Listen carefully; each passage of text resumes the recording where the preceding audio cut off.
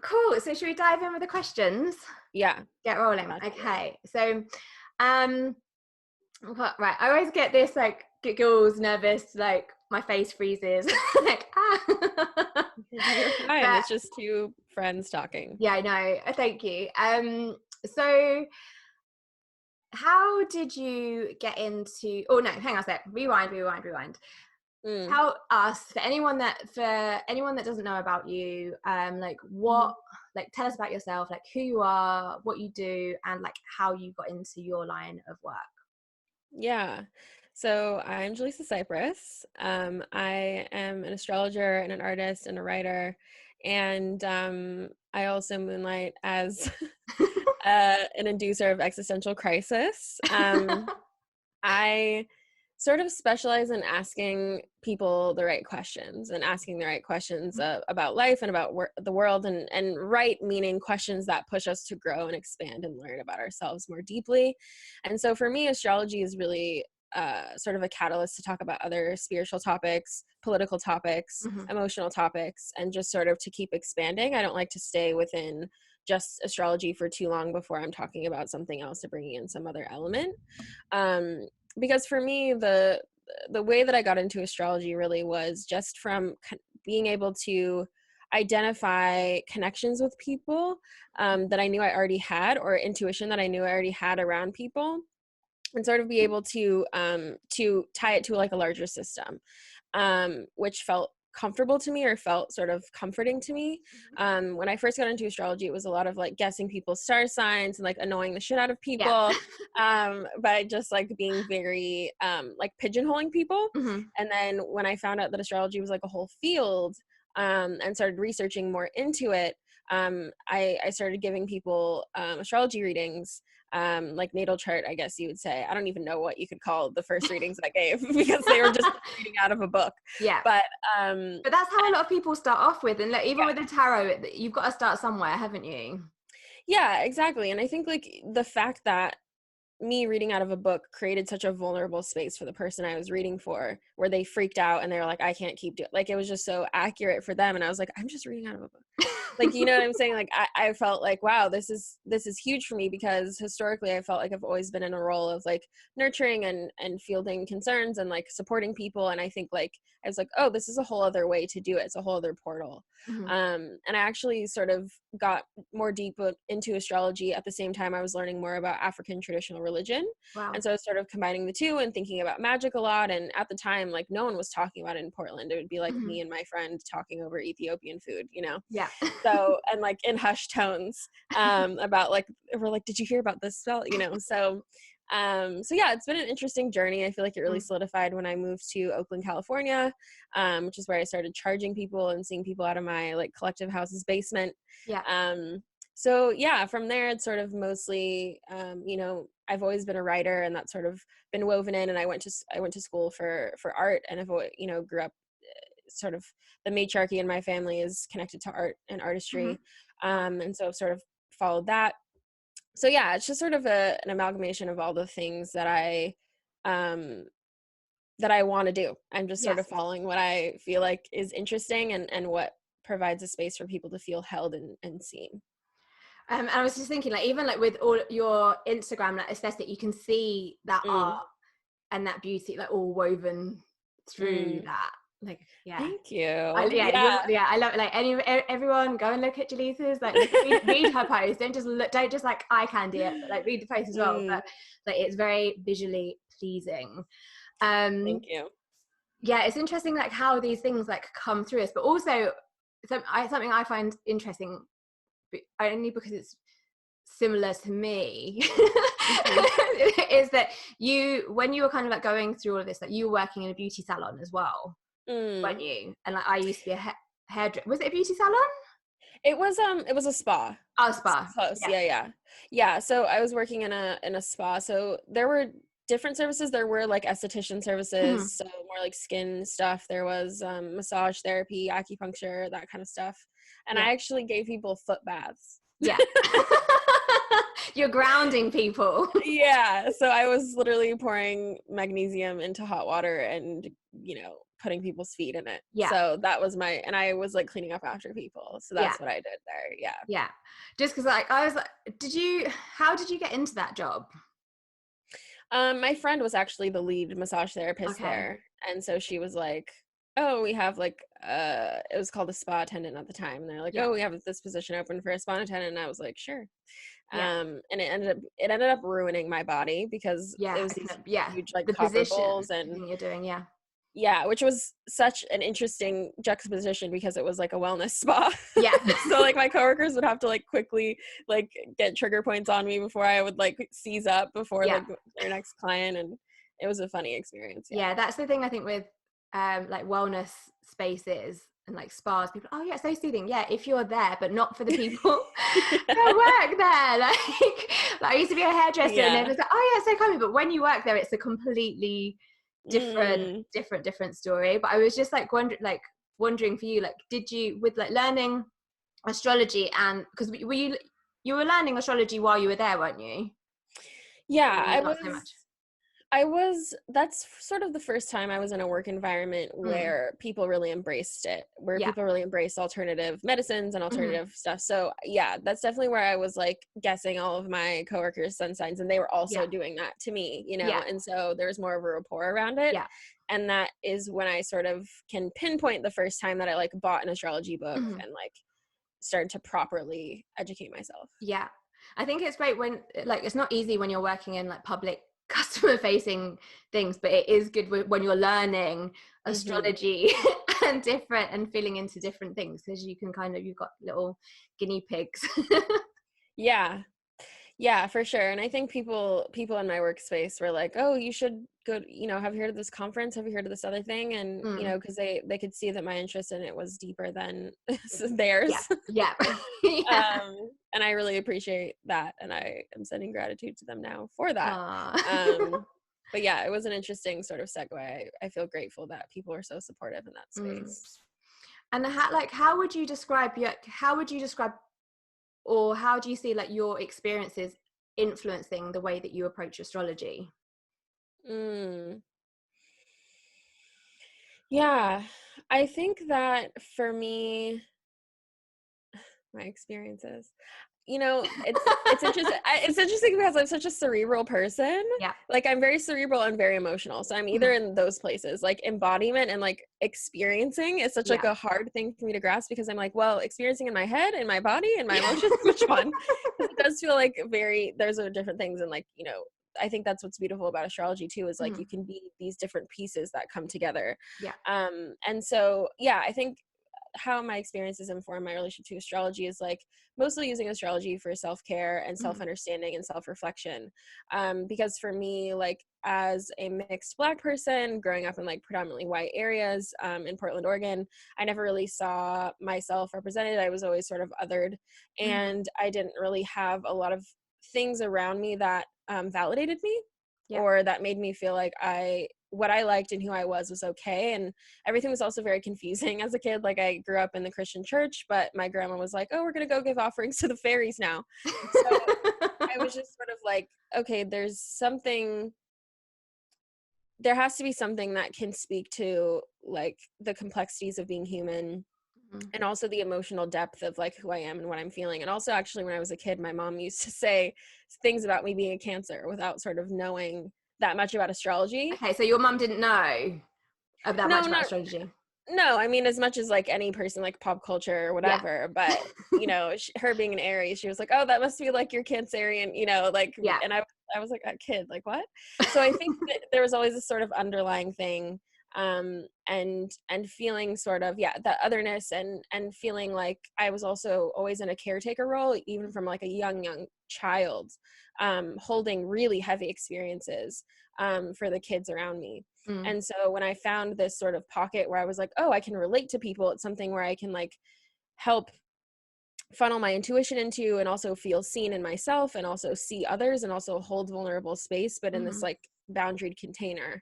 I think that informs my relationship to astrology, where I'm like, mostly I just want you to help you to see yourself. I don't want to be like an oracle or you know, a guru or anything like that. That's not, I'm not interested in that. I'm just interested in asking you the right questions so that you can find your own way. I love that, for the existential crisis to shake things Yeah. up. I have to be careful with that because I send myself into one daily, you know. But yeah, I was listening onto one of your fun but heavy podcast episodes. You were talking about that, and you're like, yeah, so I'm in a daily existential crisis. I mean, like, that is 2020, I think, just in a wrapped up in a bow for everybody. It's just these roller coasters. But I think also the existential crisis, as uncomfortable as it can feel, there's so much power in it, because we should be questioning what we're doing and why we're doing, like, what we're doing. So there's power, there's so much power in that existential crisis. Yeah, and I think it definitely can be taken too far, to the point where it can feel like very overwhelming. Of course. But I think, like, I also I don't know if this is like a martyr complex, I don't know what it is, but I do think there is this part of me that's like, well, if I think about it enough, other people don't have to, and then I can sort of bring that space or hold that space or that perspective for other people, having gone through it myself.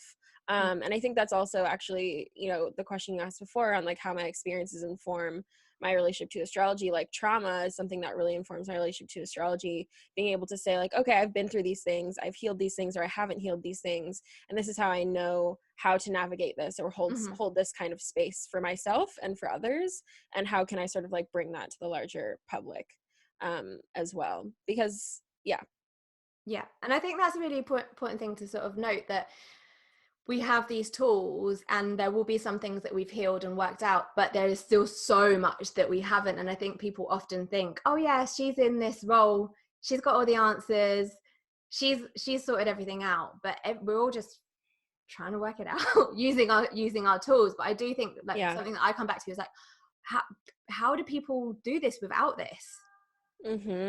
Like, how like, what is happening there? So I do, like, this is one of the reasons why I was so excited to create another phase, is having these conversations to help people see all of these different aspects of the moon and astrology, and like, it just branches off in so many different ways, and there are so many different tools. It's not one size fits all, but it's like, hopefully one conversation with one person or one sentence will spark off, whether it's a book recommendation. Maybe it was similar for you when you found your astrology book and how that opened, and it just the ball started rolling from there. But speaking of like your your Cancer, your Cancer sun, because you had your birthday like last week, was it? 2 weeks ago, yeah.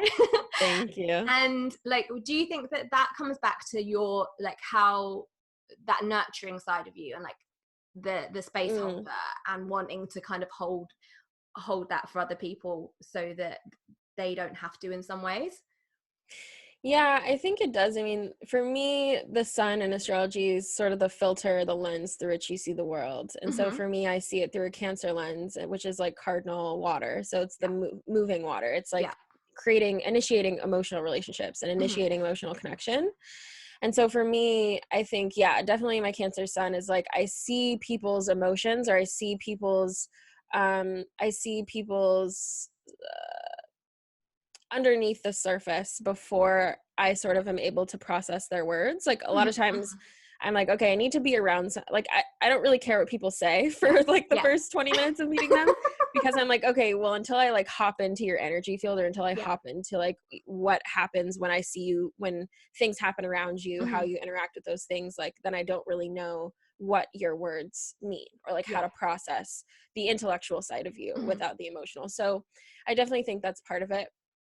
But yeah, since we're talking about the moon, I think like having what's your moon sign? Like, what's your moon and your rising as well? Yeah, I'm a Taurus moon, Taurus rising. Okay. So I also have my moon in my first house. So that's another, like, you know, it's like Cancer, but also Taurus. Yeah.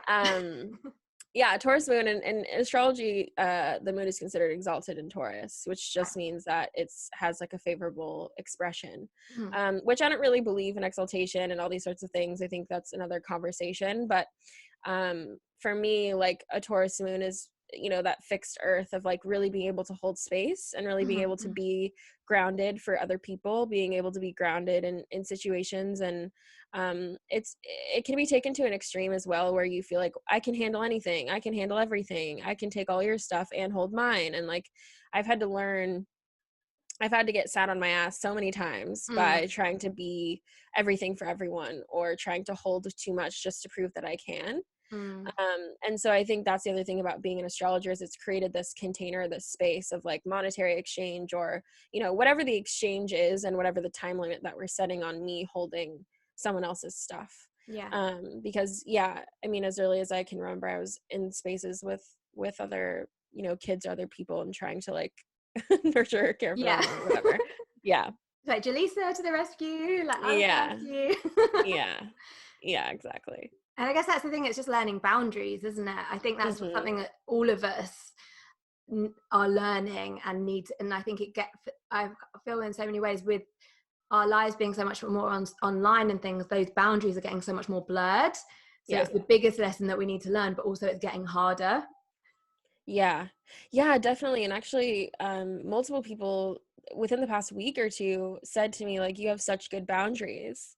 Yeah, and I I'm think like, that of you. Oh, thank you. Yeah. I mean, and I hope that's a compliment. Yeah, no, I honestly, whenever someone's got a good boundaries, I'm like, yes, like. Yeah, because I'm like, thank you. That's taken me so long to develop and to not feel shame or fear about not being available all the time. And I think it was just like burnout also, like getting into abusive relationships, getting into, you know, friendships that were super draining or super toxic, and just like constantly basically putting myself in situations where I ended up being a martyr for someone else's healing or pain or success. And I was like, cool, if I keep doing this, I'm not going to survive. Yeah. And so something has to change, you know? And it's like, it's been years of you know, addressing that daily. It's a daily practice. It always is a daily practice. And I also think like defending your boundaries is probably the hardest part of erecting them, like that people will challenge them once you create them. You have to keep reminding people like, hey, no, I'm not doing that. Yeah, it's just like a muscle though as well, isn't it? It's just holding that, because I think even just down to saying no, people it's the guilt that comes up with that. And it's also comes around why I think so many people struggle to trust their intuition, because they haven't got that boundary there of what is theirs and what is someone else's. And that people pleasing or the shoulds or the again the guilt or the fear of failure or whatever the reason is for someone. But I think feeling into the more that we say no, and actually to the right people, that's okay. It's a really good filter. It's kind of gold mining in some ways, isn't it? Because it's like, right, whatever stays, whoever's fine with me saying no is a keeper. And if they're gonna kick up or have an issue with that, that's why that boundary needs to be there. Yeah, I love that. I love that visual of like gold mining. I think that's so beautiful, because boundaries are also about saying yes. You know, like it's about saying no to say yes to something else, or to say no to say something, to say yes to something better. And I think that people forget that part, that like every time I say no to them, it also probably means that I will be able to have a better opportunity for them in the future, or there'll be a better opportunity for us to connect.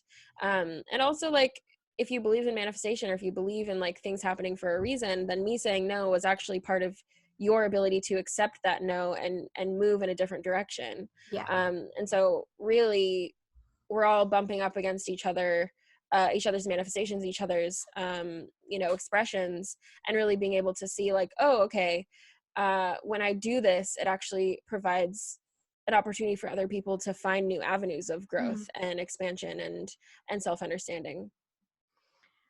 That's the thing, like that. I think I really love that about you, what you were saying, like no is also you're saying yes to something else. And I think that's also helps people, can give people the confidence, okay, I'm saying no to that, but what am I saying yes to? And how can that, because I think sometimes we say yes to people, but actually we're taking away their power by saying yes to them, because we're not allowing them space to, like you said, figure out their own answers and go on their own journey and have their own experiences. Yeah, definitely. I think that there's a truck going by, sorry. I am in downtown. Yeah, I think that's such a beautiful way to put it, right? Like, because also when you say yes to always holding people when they're in their hardest moments, when are they ever going to learn how to hold themselves in them?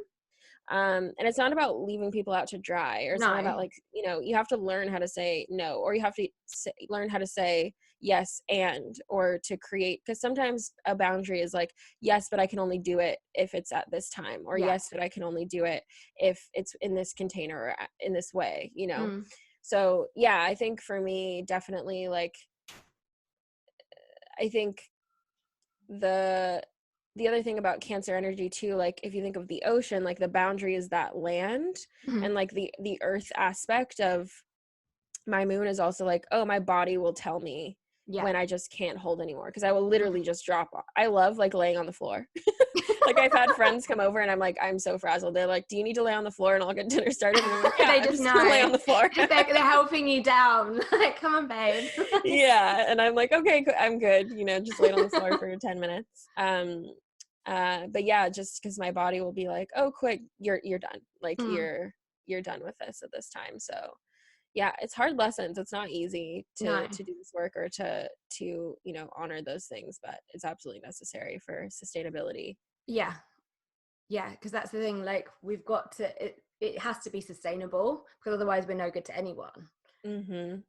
What and I was just thinking about you just like laying on the floor now, like, and that's surely that's your double Taurus as well, like, and exotic, like you couldn't get closer. Yeah, closer to the ground. Like, yeah, on the ground, do not move, like that's fixed. Yeah. Yeah, exactly. Yeah, you should see me when I go to the forest. It's like I'm touching everything. I'm like putting my hands in the dirt. I'm like laying on the ground. It's interesting. Yeah. It's interesting. I see on one of your Instagram stories, like if you're at the sea, like that you all just like. Yeah, no, if you see me at the ocean, like if anyone sees me at the ocean, like I look like, it's funny, the word lunatic I think actually comes from, like, is a relationship to the moon. But like that's, I guess you could say that that's what I look like, because I'm like almost to the point of tears, just like ecstatic, like in the waves, like dancing, singing. I usually bring offerings to the ocean, so it's just like a very, because that feels like my OG mom. Like the ocean is my mom for sure. And so it's just like, it feels like a reunion, like a family reunion for me. I love that. Yeah, I'm just getting all these, I'm just seeing just all these visuals and I'm like, you want to see, like, yeah, it's beautiful. Well, and how do you see, like, with, like, speaking, because I'm just like thinking of like the sea, and then your like you being like Cancer sun and the moon connection. Now I'm like, okay, so how do you see the connection with the moon? Because I feel like you have quite naturally a very strong affinity with the moon. Like I just feel like that, just you and nature is this, like you said, OG. Yeah. Like two parts definitely. of like a best friends forever necklace. Like that you. How do you see like the connection with the moon and manifestation? Yeah, I think for me, all astrology, or all astrological sort of relationships show you that everything runs in cycles. And I think the moon is such a beautiful representation of that, because it's the clearest relationship we have to the sky, and to the cycles. Like, I mean, sometimes I just look up at the moon and I'm like, there's a moon there. We're on a planet. That's wild. Like, we don't talk about this enough, that we're just here on a planet hanging out, and there's a moon, there's just a rock hanging in the sky. So yeah, and then an existential crisis starts from there. But for me, I think like when it comes to the moon manifestation, it's also recognizing that like everything runs in a cycle, that like manifestation is not just about getting, but also about shedding. And because the moon runs in the cycle of like darkness to light, and then back to darkness, and sort of this phase in this cycle. I also think a lot of things, before I was like spiritual in a really conscious way, a lot of things would happen to me and I would look up and it would have been a full moon, or there would have been like associations that were happening without me consciously understanding them. Because I think for me, the way that I work with the moon and manifestation is like, for me, full moons are about releasing. They're about like gratitude and release, the fullness of like, okay, everything is full, like what do I need to let go from my hands to receive more? And then the new moons are more about like, okay, for me, darkness is like the ultimate place of birth and rebirth, because that's what the universe was birthed out of. That's what humans are birthed out of, is darkness. And so that new moon space is about that, is about the space of like, you know, what people would consider a manifestation. But I think, you know, the moon can help us redefine the process of manifestation to not just be the asking and the receiving, but also the shedding and the clearing and, you know, the shadow work, quote unquote. I don't really like that term. I don't know why. But just to sort of, you know, inner work more than something like that. Work you don't want to do. How about that? Yeah. Just need a title. Yeah, the things you're running from, addressing those things. Yeah. Well, what I was gonna say to you, as you were talking, as you were saying about the different phases, what do you know? You will know what moon phase you were born on. Oh, I was born on like a last quarter moon.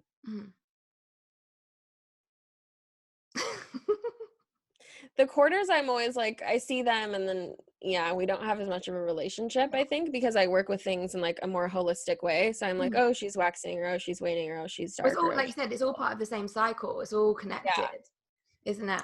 And I like really love what you're saying about the whole part of manifestation as well, like using the full moon as like releasing and making space, and it not being all about asking, because I think that that's where people get tripped up. And it's a very popular misconception. Because when I say to people, it's like, how are you releasing? And I work more with the waning moon energy and like the last quarter for that release, to make space ready for the new moon. And whenever I talk about that in workshops, people are like, oh yeah, it's like, well, yeah, if your hands are full, how are you gonna receive? And also if you're giving, you aren't the balance isn't there. And I think that people, it's just that penny drop of like, oh, I need to be in receiving mode, or stop trying and just be, and just be grateful with what I've got right now, and trust that I'm already aligned and being in that space. But also like, what do I need to let go of, whether it's a belief, whether it's a situation that's in your life, whether it's a relationship or a work situation or contract that you're doing that you don't want to be doing. Like, it's like, how can you make space? Or over time, back to the yeses and the nos that we were talking about earlier, like how can you make space for that? And also like the emotional ties that we have to what we release, because we're like, we write down, we're like, okay, I'm gonna let go of this belief, but it's like that belief was instilled to you by your grandmother, or that belief was instilled to you by like a traumatic experience or whatever. And so like that work often is so much deeper, and often like things come into your life that you didn't manifest, but that are helping you to get rid of that belief so that you can manifest the thing that you want. And I also, what I think about with the moon, because I work a lot with the nodes of the moon, right? The path of the moon and where it crosses the ecliptic, around the life path, and like that you will really only receive the things that you're meant to, and the things that will serve, you know, your life purpose and your life moving forward. It's not just about, anything, because also like we also don't really know what we want most of the time, or we think we know, and then it's not and it's not what we, and so I think I also think the great thing about the moon is you can work with it as a cycle. So from the new moon to the new moon, to the new moon to the full moon, or the whatever, a waxing phase or whatever, there's certain phases you can say, okay, I'm going to work with this particular theme for this period of time, and then check in with myself, or like giving yourself sort of timelines using the moon. So I think there's lots of ways to work with it, but for me it's much more like, what am I needing right now, what is the energy, rather than sort of being like, okay, every new moon I do this specific ritual, and every full moon I do this specific ritual, because I wouldn't keep up with it. I just wouldn't. No, I don't. I think people think that I do. Like, no.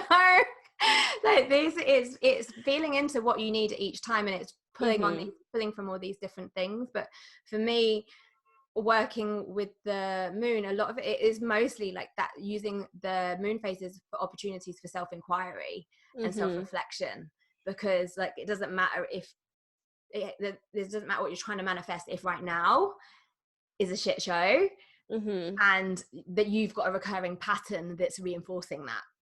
Using that to then doing the manifestation, like whether it's whatever manifestation ritual. There's so many different ways do it.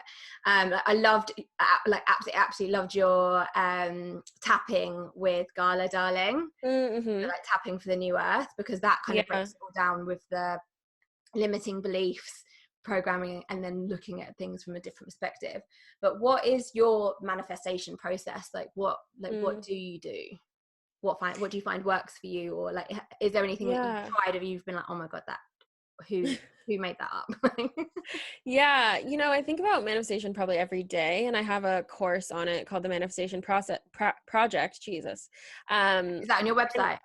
Yeah, the Manifestation Project. And it's the reason I called it that is because it uses each of the 12 signs to discuss how that energy relates to manifestation. And I interview someone to sort of talk about it, because I think that manifestation is more of a conversation than we think it is. It's not like all right, set it and forget it, that one and done sort of process.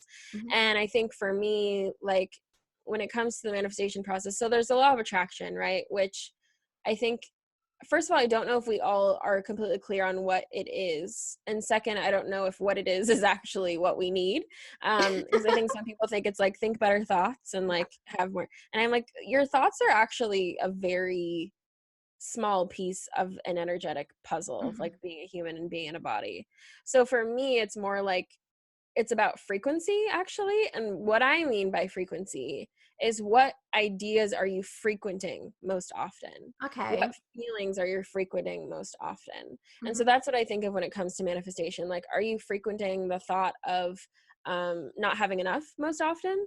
Or do you have a more frequent relationship to the idea of like always being provided for, always being taken care of? Because I think like the other piece of manifestation is it works, it's sort of this catch-all where it can work in both ways, like with negative, quote unquote, or positive experiences. And I think that most of us are constantly manifesting these experiences that we don't want to have, when oftentimes those will teach us the lessons we need to know to get to the things that we do want. So it's really complicated. I don't think necessarily there's like a specific answer for me. I think clarifying your desires is something that I think is really important for the manifestation process. I think letting it go is a really important part of the manifestation process, and seeing it as something that's already happened or that already exists somewhere, and that you just have to frequent the right amount of times to sort of get that thing. And then being open to receiving is a huge piece of it that I think so many people have a hard time with, is like, okay, well, when it comes, are you going to be ready for it? Do you know how to receive it? Do you know how to take care of it and tend to it, and like be a good nurturer of the blessings you receive. So for me, it's like a very all-encompassing process, and it's more of a lifestyle than it is like all right, on Tuesdays I manifest at 9 p.m. and then I go about the rest of my week and my day. It's like, no, you're manifesting 24/7. Even while you're sleeping. So yeah, it's more about learning how to be a manifestor as a lifestyle, to me. I love that. The manifestation as a lifestyle. Yeah. So good. Because I remember doing a reading for someone, and she's like, oh, like, when am I going to meet someone? I was like, do you know much about manifestation and law of attraction? She's like, well, before I go to bed every night, I say out loud the list of whatever it was that she wanted from this person. And like, even as you're saying, it just felt so dry. And I was like, no wonder it's not coming through. Like, you're not even you're not exactly excited about it. Yeah, the embodiment. Yeah, and then as I was like doing the reading, feeling into it, it's like she's so many limiting beliefs around it, because also what she was seeing around her were either like, it was this kind of, all the good guys are taken, but also I don't want the relationship that my friends have got. So that's the other layer. Yeah, which blocks you on both ends. Yeah. So it's like, she's like, oh yeah. It's like, you need to get excited. You need to be in that energy and feel it, because you're going to be you're going to feel so much better in yourself regardless. Yeah, exactly. of if when that happens. But also it's starting to like look at, well, okay, I don't want that relationship, but what relationship do I actually want, and how do I want to feel in that relationship? But like I said, it is I love that, manifestation as a lifestyle. Like, that is like, this is going to be your quote for the podcast episode. Love that. Drop the mic. But I think that that's the thing. People think, oh yeah, new moon, write my list. my thing. But it's, for me, it's looking, and like in lunar I talk about like looking at all the different phases of the moon to as a guide, because a lot of people don't know. It's like, well, what do I do when, and what do I do, using that. But then like once you've got your worked out what feels good for you, it is creating your own lifestyle with it, and creating your own process and like what works. I was going to ask you, what was the last moon ritual that you did? Like, what did you do? That's so interesting, because we just recently have I done one? Yeah, so we had the new moon in Cancer a couple days ago. And I actually got to go to the ocean. And I gave her offerings, and I sang to her, and I danced in the ocean, and it was really powerful. I also like dunked under a couple of times for like cleansing and stuff like that. And then the next day, I believe it was the 21st, so maybe yesterday, the day before, or maybe it was the night of the, I don't know. Yeah, but it was a couple days ago. I actually did a new moon ritual that was also around dancing, and also around, you know, it was a lot of clarity around not needing to ask so many questions of other things outside of myself.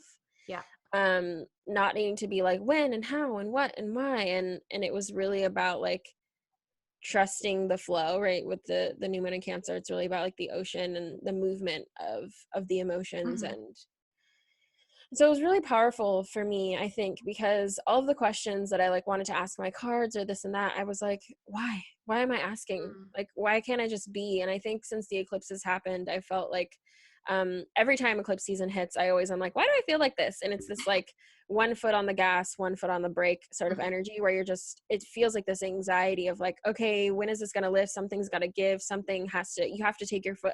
And it feels like it's not my feet on those pedals.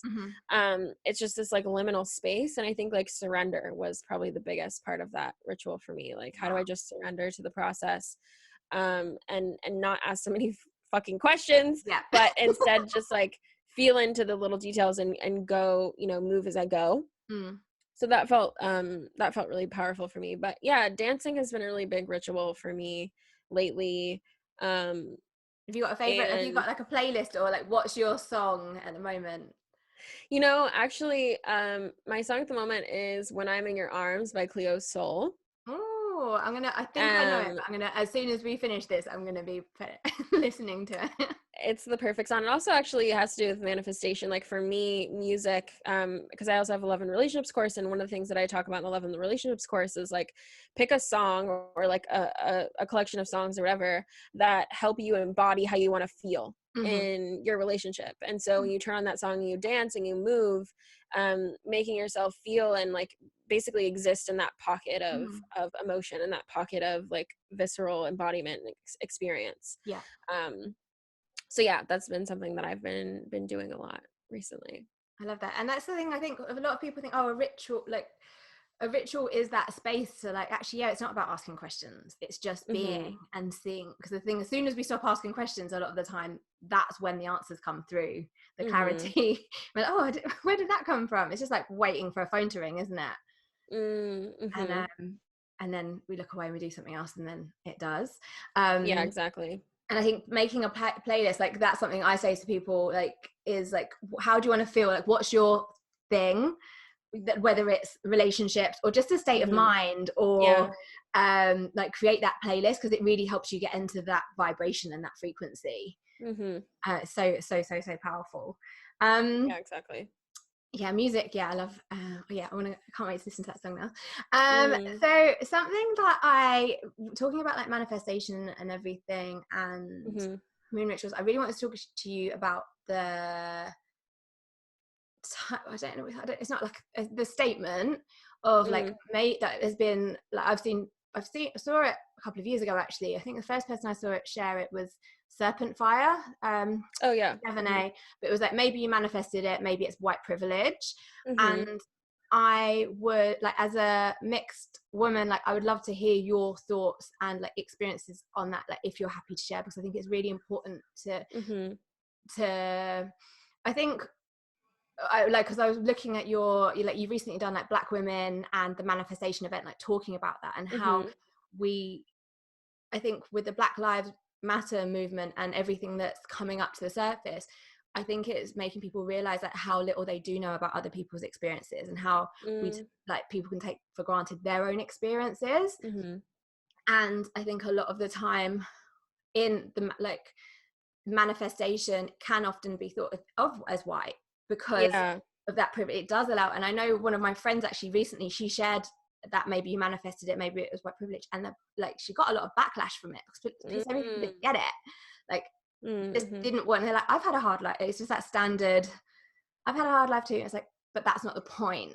Like you're missing that, you're not listening. But yeah, like what, like how, because I feel like this is because I saw that you were doing you did the manifesting ease and luck for BIPOC with Layla, but yeah, like how are you seeing that coming through, and like how do you think that maybe needs to change?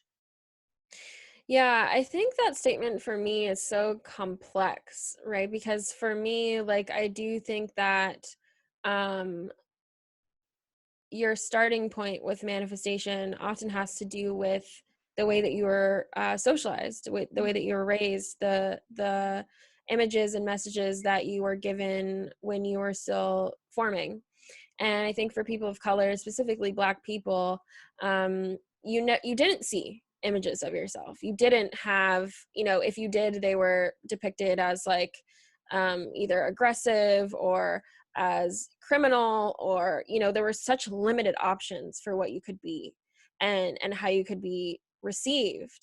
And so when it comes to manifestation, I think it's a lot easier for people who have seen themselves in all sorts of positions in life and having all sorts of things in life, and also just knowing that things were made for them, than for someone who has to, maybe has to do 16 more EFT tapping sessions just to get to that level that they were already at, just because they have seen themselves represented.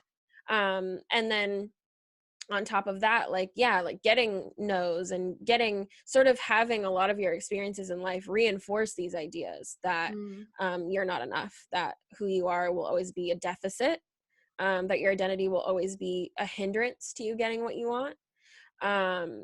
Because like also as a queer person, for me, like when it comes to manifesting love and relationships, I haven't seen the kind of love and relationships that I want, because all the media around queer relationships is like, these fateful lesbian relationships where they end up dying or something tragic happens. Or if I see relationships between men and women, I'm like, I don't want that either, know? And so for me, and I think that's also for anyone who's conscious, like if you want something that's outside of what you've seen before, this aspect of creation is really important. So I think it's really layered. I think for me, it's mostly just about knowing that you're starting, when you have white privilege, you're starting ahead of everyone else, just by the nature of the opportunities that you've been afforded, purely because the systems benefit you and don't benefit us. So it's not necessarily about like you don't deserve that thing because you're white. It's more that like you need to think about, first of all, you also need to think about like the implications of your manifestations. If you're manifesting like a Gucci bag or a car or something like that, what people were put in harm's way to create that thing, and I think like manifesting or conquering, right? The idea of manifest destiny is what created the genocide of indigenous people in the United States, right? This idea of manifesting the world that you want to see. And so historically, like white supremacy and manifestation do have a relationship, of like at all costs, no matter who gets hurt. And I think especially for white people, just when you're manifesting, when you're writing things down, always saying like for the highest and greatest good of all, for everyone, and for the highest and greatest good of everyone involved, and with harm to none. And that might mean that you don't get the Gucci bag, or that might mean that you don't get these things. And like, are you okay with that? And I think it's okay to be honest with yourself. It's okay to be honest and say like, I want it regardless. Like, okay, if you want to create that kind of energy in your life, go ahead. Do you, this is your, piece of the simulation. But I think it's just being cognizant of the multiple layers of like, when you manifest something, it's bumping up against other people's.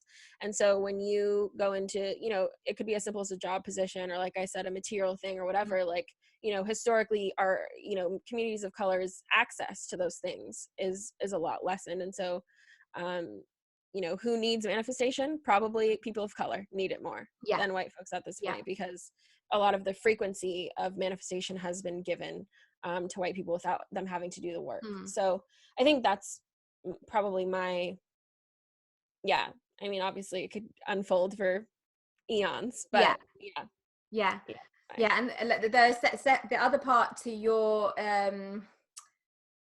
manifesting ease and luck with Layla was like, so I signed up to that, like that Layla was doing the 30 days of manifesting ease and luck for, so as a white person, or a person with white privilege, to manifest ease and luck for other people, or like BIPOC. And I think the thing is, like, we forget that, I think that we can forget, oh yeah, I'm doing this practice, oh yeah, I want to do this and do that. But actually, what if you dedicated a moon cycle like Layla was doing? You did you do the first that part, and then Layla did the other bit? Was it with Kamiko? The one with white folks? Yeah, I wasn't a part of that one. Layla and I think Kamiko facilitated that. But I think it is, so like, what if you did, like, why not use your practice for a moon cycle, like for other people, to like sending out that energy? I think that's really powerful. And I think that just, it's coming back to using our spiritual tools and our spiritual awareness for activism. It's bypassing of like, oh yeah, I'm just gonna think like love and light, happy thoughts, like only see everyone's the same, like that's just spiritual bypassing. But actually, I think the reason, for me, the way that I see it, is that when we wake up, we really do realize that we are all interconnected. We are all, like, what happens, like that person might be in another country, but there is something energetic there, we're all connected. So we need to be using that spiritual awareness and those tools to be still. It's not like still doing that work. But like, what does like spiritual activism mean to you?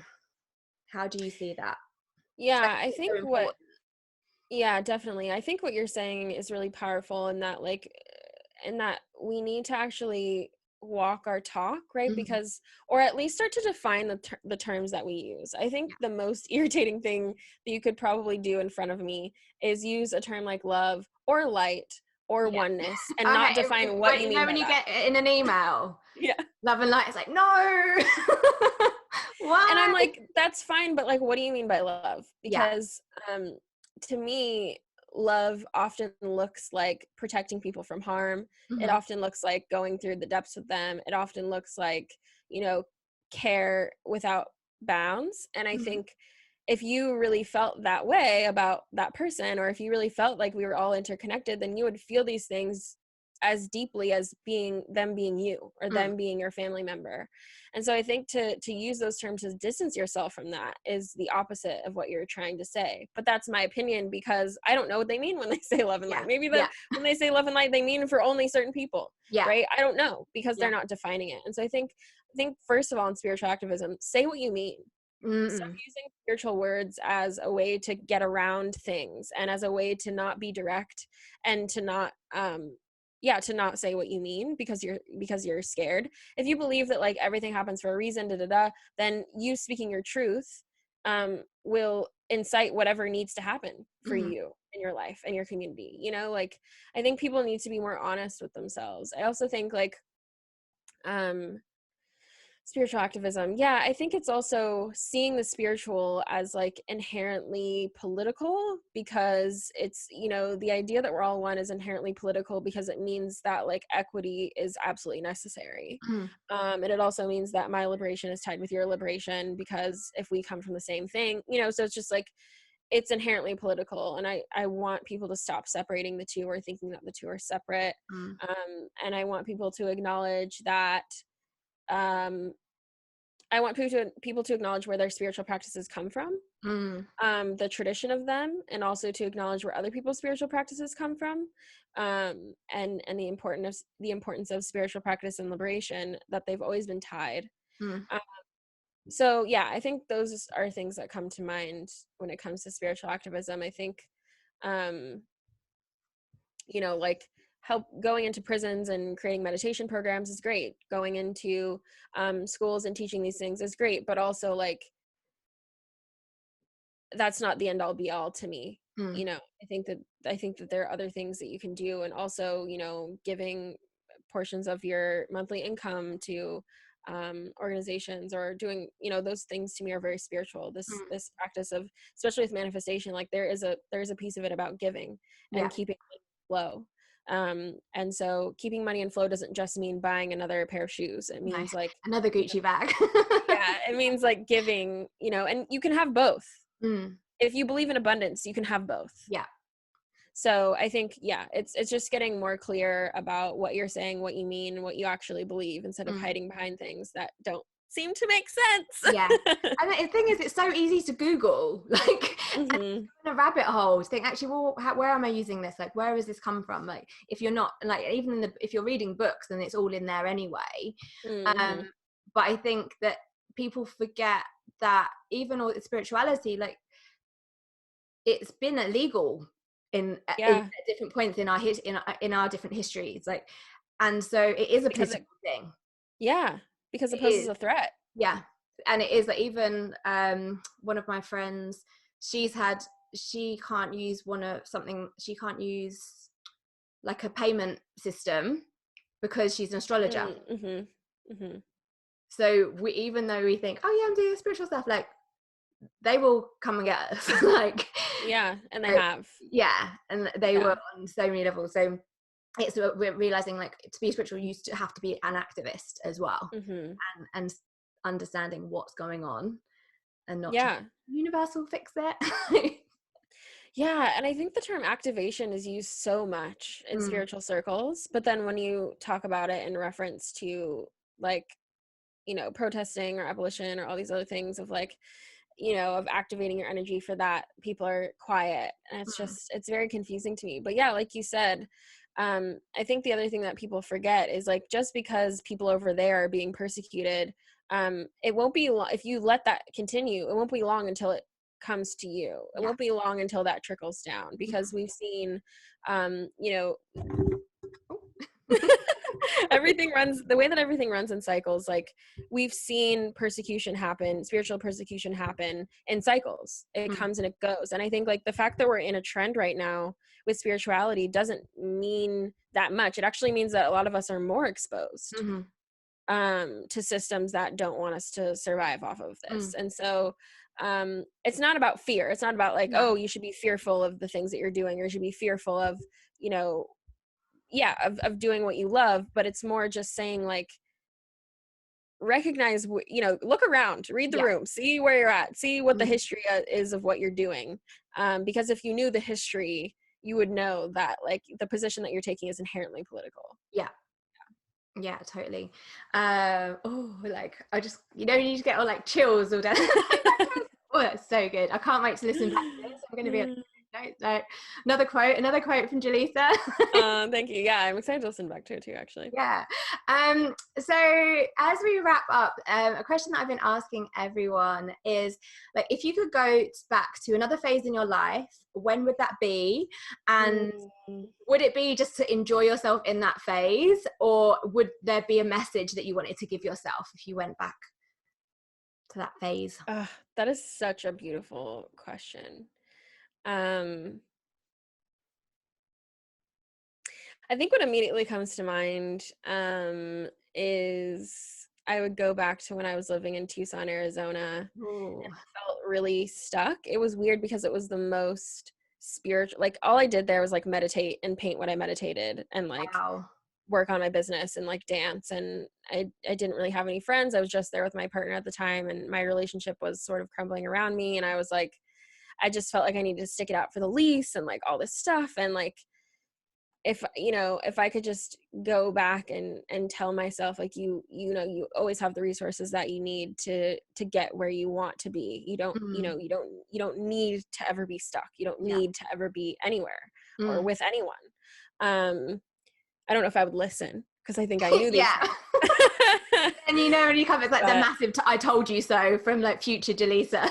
Yeah, exactly. Yeah, but I think like, yeah, I think that's it. And then for me also, just like little moments of like, oh, I wish when I was like in that bar in London, I would have like not looked at my phone so much, or I would have enjoyed the moment a little bit more, or I wish I would have left the club so early in Spain, just like little moments where I'm like, oh, I think I love that you said that about like, if I could just go back to enjoy things a little bit more. I think that's such a beautiful thing. Yeah, not to say that I regret anything. I think it's brought me exactly where I am, but more that I love that question, just in terms of like, it helps you sort of plan your future more. Yeah. So what's next for you? Like, is there anything that you're working on that we need to know about? What's in your cauldron? So many things, to I'm not be honest. surprised. Yeah. I don't even know where to start with that. I have lots of things cooking up for Mars retrograde, which is happening. Oh yeah, I've got that. Look, that's why I'm trying to get this out. Like, out. Yeah, Mars retrograde is going to be huge for me. I'm working on a big project around that, around desire, and the politics of desire, and desire as human beings, and utility. Just lots of stuff around desire, which I'm really excited about. I'm continuing to do astrology readings. I have my love and relationships course that I think I might reboot for Mars retrograde.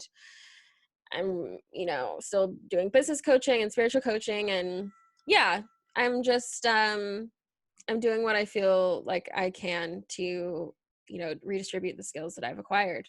So you can find all that stuff on my website and things as they unfold. And what's your website and your Jaliessa? Like, Instagram account is Jaliessa.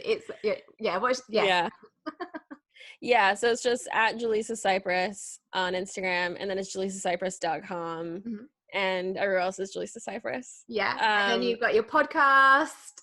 So I also have a podcast called Fun But Heavy, where we talk about spiritual topics and political topics and everything in like a more lighthearted, like a fun but heavy way.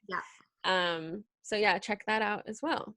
Amazing. Thank you so much. Like, literally my cheeks are like aching. Like, I've loved talking to you. Thank you so much. Yeah, you're a great facilitator. This is amazing. Thank you. Thank you. I really appreciate that.